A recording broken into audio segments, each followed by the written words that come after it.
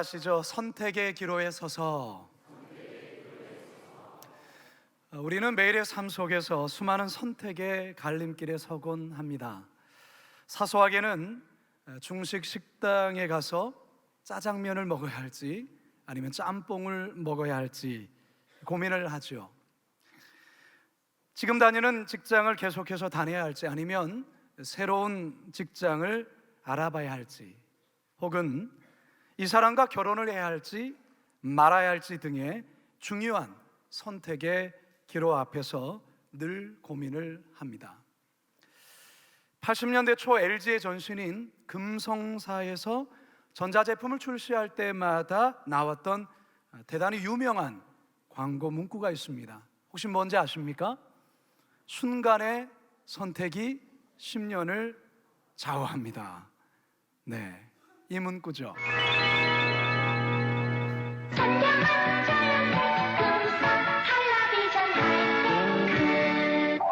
순간의 선택이 10년을 좌우합니다. 기술의 상징 금성. 발전하세요? 많이 보셨죠 이거? 네,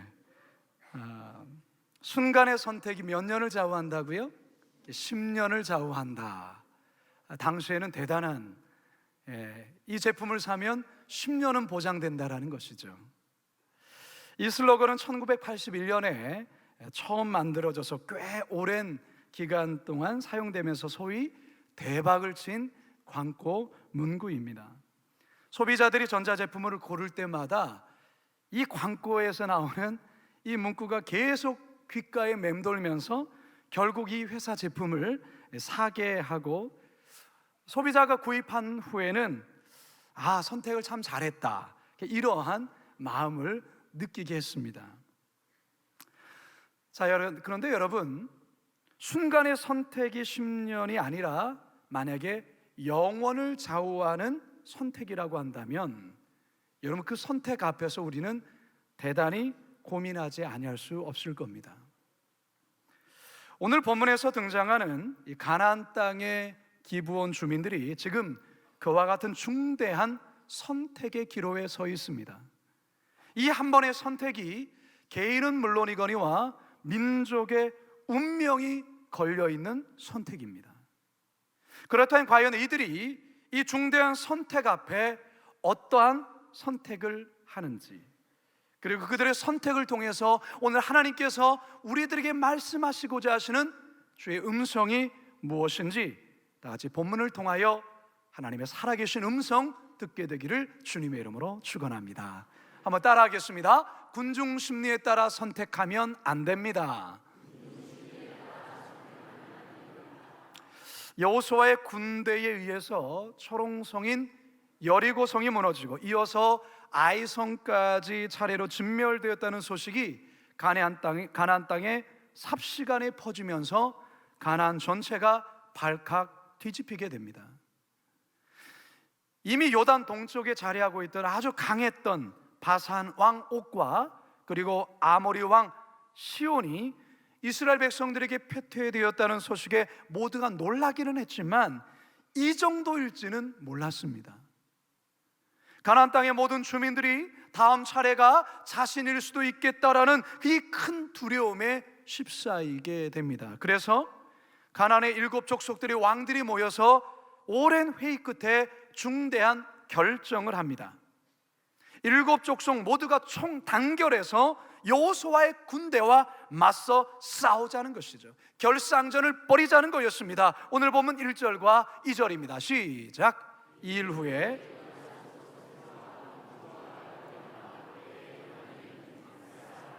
아모리 사람과 가나안 사람과 브리스 사람과 히위 사람과 여부스 사람의 모든 왕들이 이 일을 듣고 모여서 일심으로 여호수아와 이스라엘에 맞서서 싸우려 하더라. 아멘. 자, 이 지도를 보시면 가나안 땅의 대표적인 7 족속들의 지역들이 나오죠. 기르가스 족속, 가나안 족속, 히위족, 브리스족, 여부스족, 이게 이제 가나안 땅의 대표적인 7 족속입니다. 모두가 이스라엘과 대항해서 이스라엘과 싸우자라고 결사항전의 전의를 불태우고 있는데, 이 와중에 이와는 전혀 다른 길을 선택하는 한 무리가 있습니다.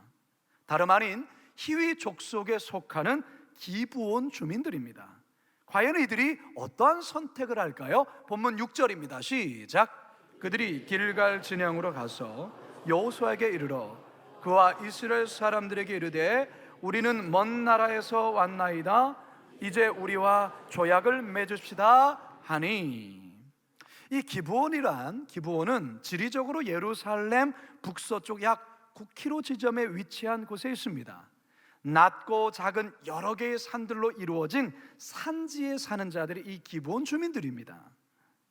이들은 이스라엘과의 결사항전이 아니라 이스라엘과의 화친의 길을 선택합니다. 다수가 선택한 선택이 아닌 자기만의 길을 선택한 것입니다. 왜 이들이 이 같은 선택을 한 걸까요? 그들의 판단에는 이스라엘과 전쟁하면 우리 모두는 다 죽는다, 그렇게 이들은 판단했습니다. 결국 화친하는 길만이 살 길이다, 그들은 그렇게 판단을 했던 것이죠. 다른 가나안 족속들은 그렇게 생각하지 않았습니다. 우리가 함께 연합하면 여호수아 군대 이길 수 있다, 저들을 싸워서 멸할 수 있다, 그들은 그렇게 생각했던 것이죠.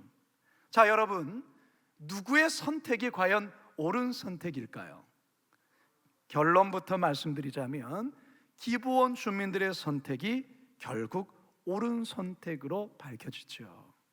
왜 그렇습니까? 이후에 여호수아의 군대와의 전쟁을 통하여서 이 가나안 7족속들이 다 멸절됩니다. 그러나 결국 살아나는 자들은 오직 바로 이 기브온 주민들 뿐이었습니다. 자, 그렇다면 어떻게 해서 가나안 족속의 절대 다수가 결상전을 선택할 때 그 누구도 생각하지 못했던 이 화친의 방법을 선택했던 걸까? 그 이유는 이 기브온 주민들에게는 시대의 흐름을 정확히 읽고 분석하는 능력이 있었던 것입니다. 자, 본문 9절과 10절입니다. 시작.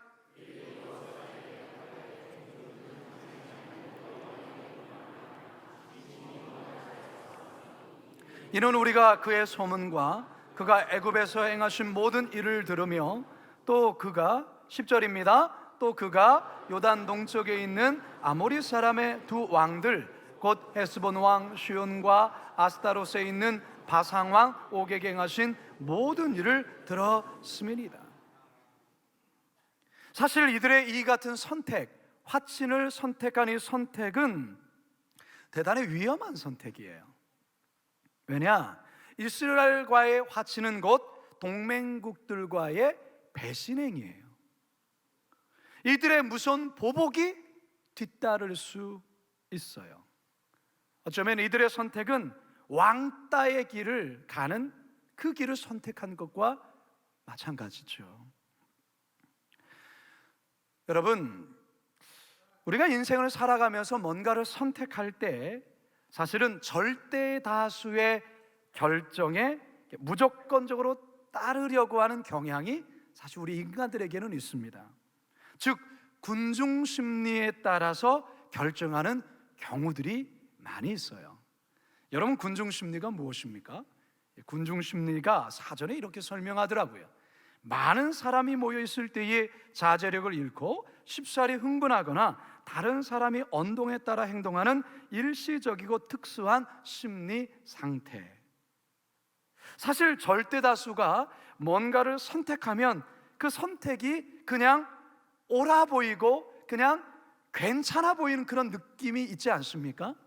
여러분, 어떤 지방에 갔을 때 나름 맛집을 이렇게 요즘에야 이렇게 워낙 인터넷이 잘 되어 있고 이제 스마트폰으로 우리가 검색하면 바로 나오지만, 이 식당을 이렇게 한참 찾다가 주차가 많이 된 곳과 주차가 별로 안 된 곳, 어느 곳을 택합니까? 주차가 많이 된 곳을 택하죠. 왠지 사람들이 좀 많이 모이면 가보지는 않았지만 그냥 뭔가 있어 보여서 그냥 들어가지 않습니까? 예, 군중 심리 때문에 그렇습니다.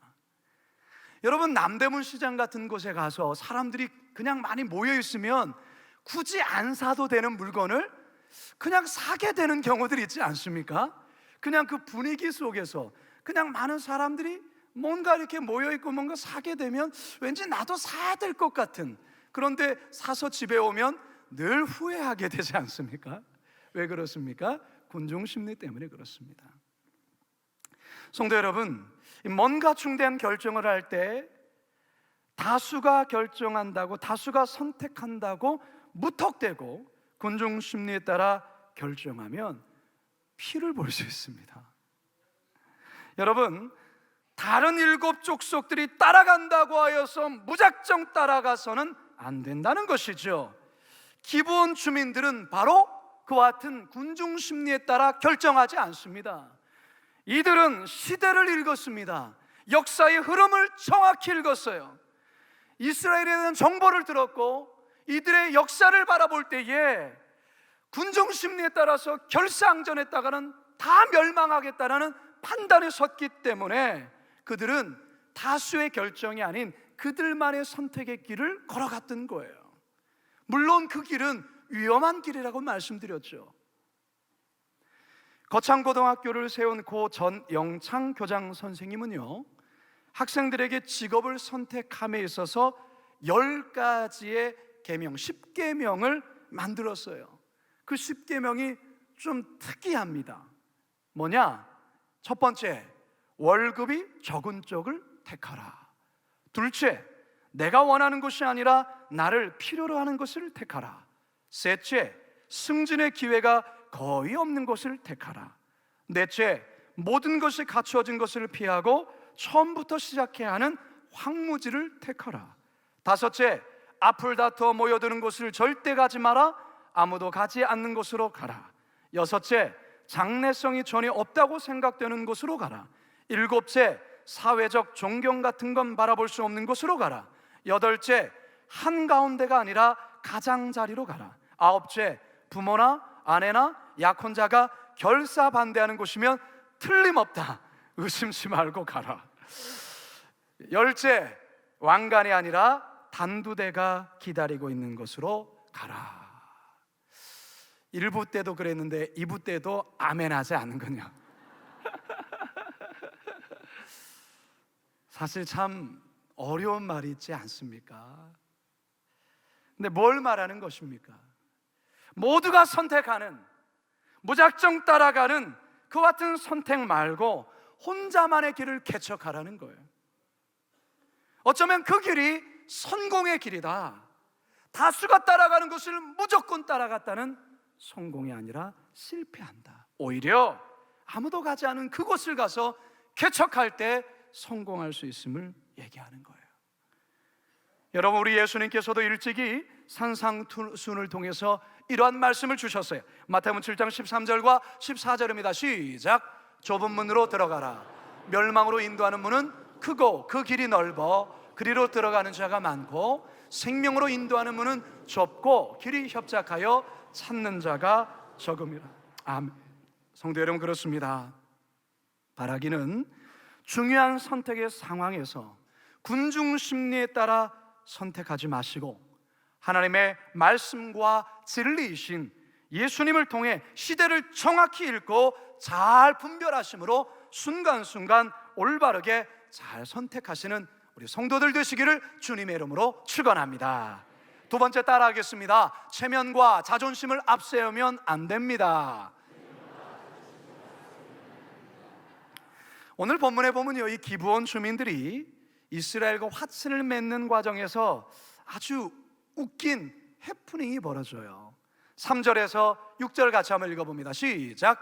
기브온 주민들이 여호수아가 여리고와 아이에 행한 일을 듣고 꾀를 내어 사신의 모양을 꾸미되 헤어진 전대와 헤어지고 찢어져서 기운 가죽 포도주 부대를 나귀에 싣고 그 발에는 낡아서 기운 신을 신고 낡은 옷을 입고 다 마르고 곰팡이가 난 떡을 준비하고 그들이 길갈 진영으로 가서 여호수아에게 이르러 그와 이스라엘 사람들에게 이르되 우리는 먼 나라에서 왔나이다. 이제 우리와 조약을 맺읍시다 하니, 기본 주민 모두가 여호수아와 이스라엘 백성들 앞에서 집단 바보 연기를 합니다.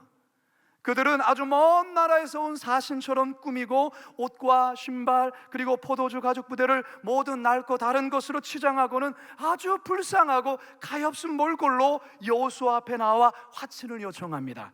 12절과 13절도 연이어서 읽습니다. 시작. 우리의 이 떡은 우리가 당신들에게로 오려고 떠나던 날에 우리들의 집에서 아직도 뜨거운 것을 양식으로 가지고 왔으나 보소서 이제 말랐고 곰팡이가 났으며 또 우리가 포도주를 담으니 가죽 부대도 새 것이었으나 찢어지게 되었으며 우리의 이 옷과 신도 여행이 매우 길었으므로 낡아졌나이다 한지라. 그러면서 이들은 스스로 이스라엘의 종입니다, 당신의 종입니다, 그렇게 선언해요. 8절 이어서 읽습니다. 시작. 그들이 여호수아에게 이르되 우리는 당신의 종들이니이다 하매. 여기까지 봅니다. 성도 여러분, 참 비굴을 해 보이지 않습니까?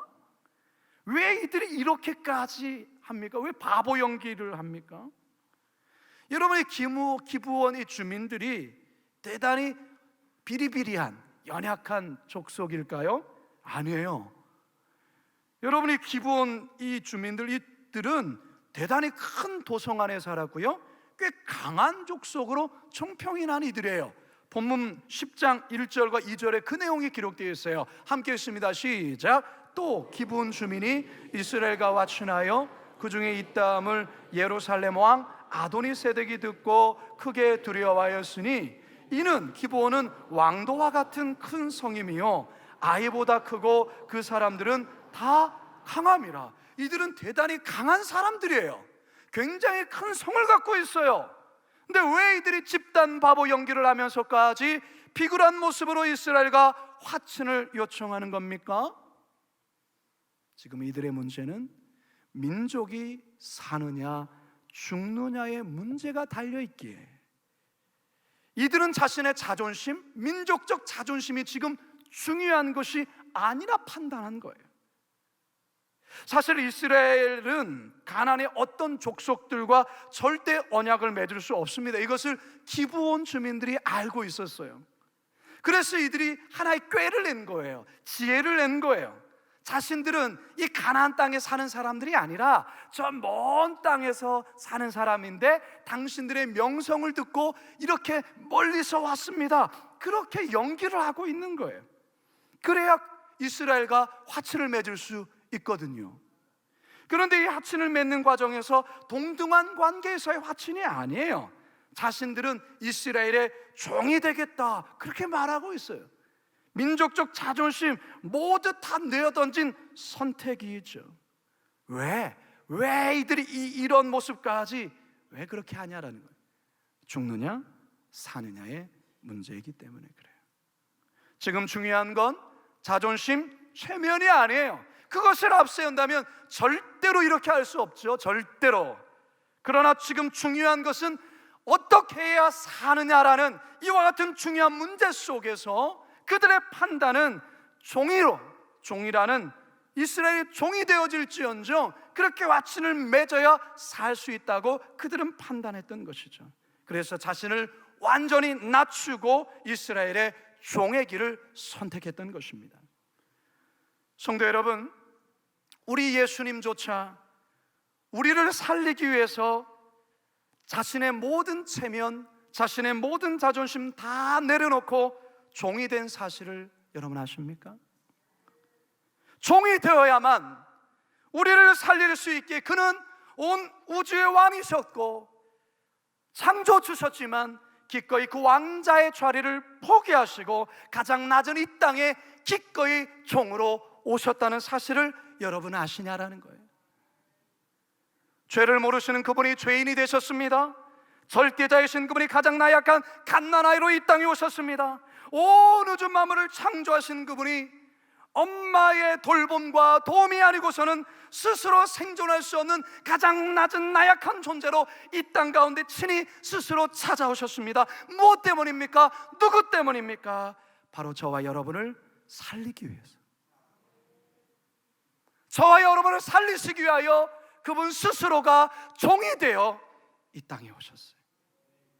빌립보서 2장 6절과 8절의 말씀 시작. 그는 근본 하나님의 본체시는 하나님과 동등됨을 취할 것으로 여기지 아니하시고 오히려 자기를 비워 종의 형체를 가지사 사람들과 같이 되셨고 사람의 모양으로 나타나사 자기를 낮추시고 죽기까지 복종하셨으니 곧 십자가에 죽으심이라.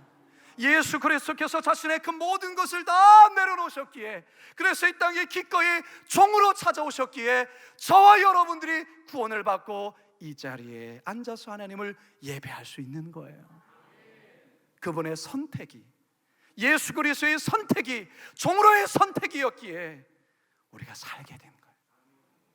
성도 여러분, 인생에서의 중요한 일을 결정할 때 자존심이나 체면, 앞세우면 절대로 올바른 선택할 수 없습니다. 그건 내려놓으셔야 해요. 내가 과거에 그래도 이러한 사람이었는데, 내가 과거에 100년 넘게 그래도 직원 거느렸던 사장이었는데, 이런 과거의 그 어떤 것으로 지금의 자신의 것들을 자존심과 체면, 그거 내세우면 안 돼요. 그거 내려놓으셔야 돼요. 그래야 길이 보여요. 그래야 살 길이 열려요. 그래야 길이 생깁니다. 바라기는 이 기본 주민들처럼, 우리 예수님처럼 기꺼이 자신을 종의 자리까지 낮추심으로 살 길을 선택하시는 우리 모두가 되기를 주님의 이름으로 축원합니다. 마지막 세 번째 한번 따라 하시죠. 근시 안으로 선택해서는 안 됩니다. 2017년 10월에 개봉했던 영화 중에 남한산성이라는 영화가 있습니다. 제가 영화관에서 저건 보지 못했고요, 작년 6월에 성지순례를 떠나는 비행기 안에서 저 영화를 보았습니다.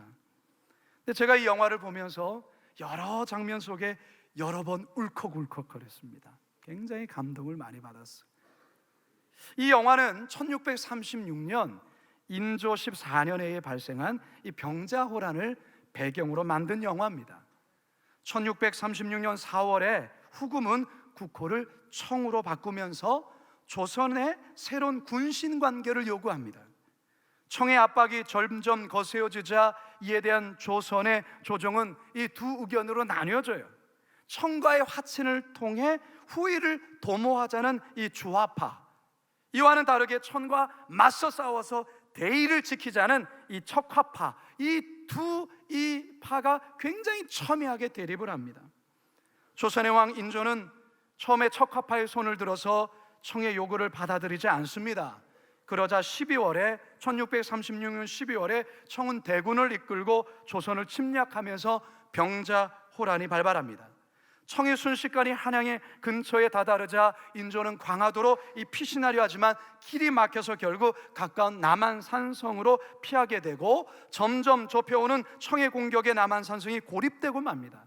추위와 굶주림이 절대적인 군사적 열세 속에 청에게 완전히 포위된 상황 속에서 대신들의 의견 또한 계속해서 첨예하게 맞서요.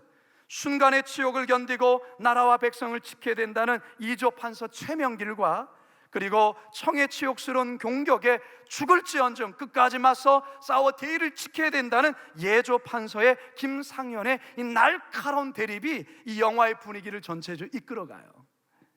결국 인조는 이조 판서 최명길의 의견에 따라 청의 요구를 받아들이며 굴욕적인 군신 관계로 들어갑니다.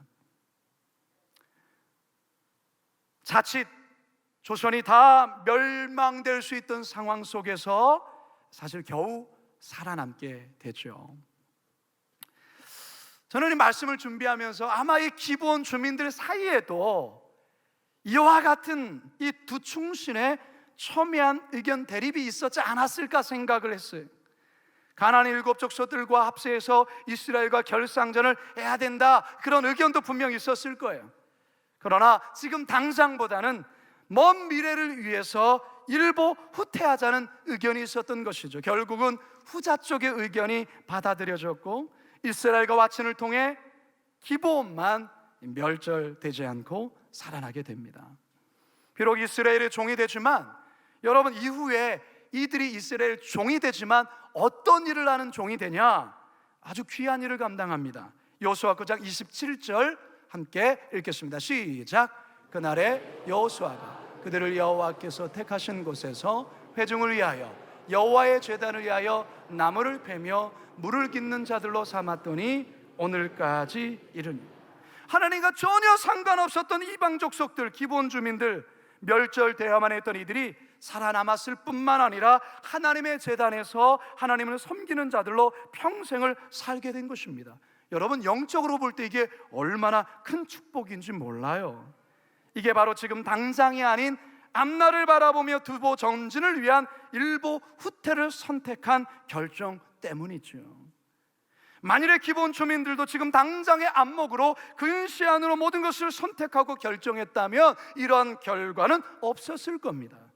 성도 여러분, 우리 그리스도인들에게 갖춰져야 될 두 가지 눈이 있습니다. 첫째는 지금 당장이 아닌 앞을 내다보는 해안이 있어야 됩니다. 둘째는 눈에 보이는 세계만이 아니라 눈에 보이지 않지만 존재하는 영적인 세계를 볼 수 있는 영안이 있어야 합니다. 해안과 영안을 갖추어야만이 우리의 삶의 수많은 선택의 기로 속에서 올바른 판단을 할 수 있다는 거예요. 성경에서의 요셉이 바로 이 해안과 영안을 가지고 있었습니다. 요셉은 애굽에서의 7년 풍년과 그 풍년 이후에 있게 될 7년 흉년을 내다보았죠. 그래서 그는 양식을 저축하고 흉년의 때를 철저히 대비해 가족은 물론이거니와 온 세계를 구원해냅니다. 물론 이 같은 눈은, 안목은 하나님께서 그에게 열어주셨던 겁니다. 그에게 보여주셨던 거죠. 기본 주민들 또한도 지금 당장보다는 앞날을 내다보는 눈이 있었기에 결국 그들은 살게 되었고, 여호와의 제단에서 평생을 여호와의 제단을 섬기는 자들로 살게 됩니다. 성도 여러분, 그래서 우리들에게 늘 이러한 기도가 필요합니다. 주여, 나에게 지금 당장이 아닌 앞날을 볼 수 있는 해안을 주시옵소서. 보이는 세계만이 아닌 영의 세계를 볼 수 있는 영안을 열어 주시옵소서. 이 기도가 우리에게 늘 필요합니다. 특별히 교회 지도자들에게는 이 같은 두 가지의 눈, 해안과 영안이 필요합니다. 그래야 우리의 삶의 수많은 선택 속에서 올바른 선택을 하며 나아갈 수 있는 것입니다. 이제 저는 말씀을 마치려 합니다. 여러분들에게는 인생의 어떠한 선택의 기로에 서 있습니까? 어떠한 선택을 해야 되는 그 같은 상황에 있습니까? 여러분, 이 선택의 상황 속에서 우리는 어떠한 기준으로 선택해야 될까요? 하나님이 말씀하십니다. 군중심리를 따르지 말고 하나님의 말씀으로 시대의 흐름을 정확히 읽고 분별하며 선택하라 말씀하십니다. 체면과 자존심을 앞세우지 말고 하나님 뜻 앞에 겸손히 순종하며 선택하라 말씀하십니다. 지금 당장의 근시안이 아닌 10년 후 20년을 내다보는 해안과 영안으로 선택하라 말씀하십니다. 성도 여러분, 선택의 기로에 서서 우왕좌왕하지 마시고 기본 주민들과 같은 현명한 선택으로 하나님 나라를 잘 세워나가시기를 주님의 이름으로 축원합니다. 이 시간 우리 함께 말씀을 기억하며 우리 이 찬양을 주님께 올려드리도록 하겠습니다. 주님 말씀하시면, 주님 말씀하시면 내가 나아가리다.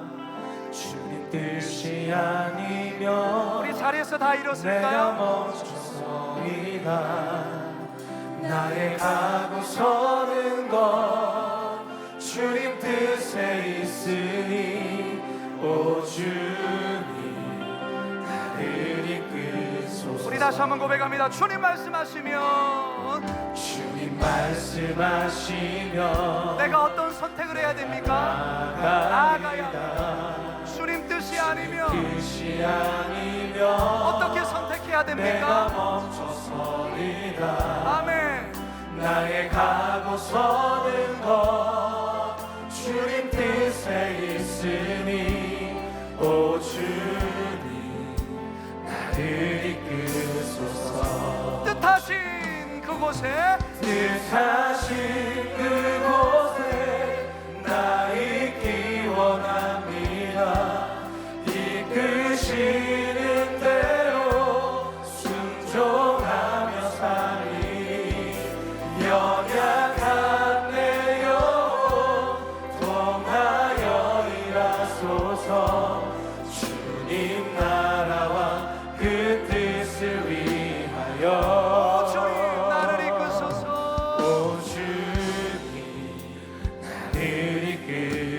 주옵소서. 여러분 가슴에 손을 대십시오. 제가 여러분들을 위해서 축복하며 기도하겠습니다. 하나님, 우리 각자의 상황 속에 어떻게 선택해야 할지, 무엇을 선택해야 될지 하나님 우왕좌왕하며 하나님 아버지 참 선택하지 못하는 그와 같은 모습들이 우리들에게 있습니다.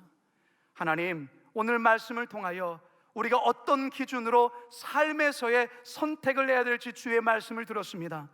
군중 심리를 따르지 말고 하나님의 말씀으로 시대의 흐름을 정확히 읽고 분별하며 선택하라 말씀하신 이 말씀, 체면과 자존심을 앞세우지 말고 하나님 뜻 앞에 겸손히 순정하며 선택하라 하시니 이 말씀, 지금 당장의 근시안이 아닌 10년 후 20년을 내다볼 수 있는 해안과 영안으로 선택하라 하시니 이 말씀, 이제 가슴 속에 새기며 이 말씀으로 지금 우리 앞에 놓여진 선택의 상황들을 잘 분별하며 선택하는 우리 모두가 되도록 인도하여 주시옵소서. 감사드리오며 예수님의 이름으로 기도드리옵나이다. 아멘. 지금은 우리 주 예수 그리스도의 은혜와 하나님 아버지의 극진하신 사랑하심과 성령님의 감화감동 역사 충만하심이 하나님의 말씀으로 시대를 잘 분별하고 오직 겸손히 순종하며 낮아짐으로 또한 해안과 영안을 통하여 우리의 삶에 온전한 선택을 하겠습니다. 믿음으로 나가는 모든 성도들 머리 위에 영원토록 함께 하시기를 간절히 축원하옵나이다. 아멘.